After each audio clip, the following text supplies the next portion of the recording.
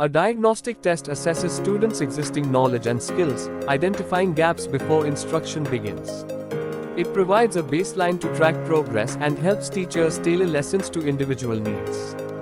By offering insights into students' strengths and weaknesses, diagnostic tests guide personalized instruction and foster student self-awareness, ultimately enhancing the effectiveness of teaching and learning. We will now walk through a quick demo of the Myelin web portal for the diagnostic test. To get started, log in using your credentials. Once you are in, navigate to the Online Assessments section from the left-aligned menu and select Diagnostic Test as your test type. After that, choose the subjects you'd like to be assessed on and select the test you wish to take. Once the assessment starts, complete it by answering all the questions. Upon finishing, your results will be displayed immediately, including both correct and incorrect answers.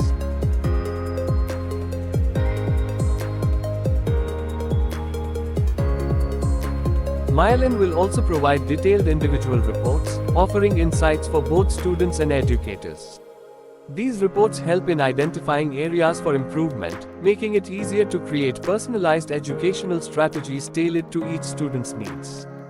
This not only enhances the academic journey of students but also contributes to the overall performance of the school.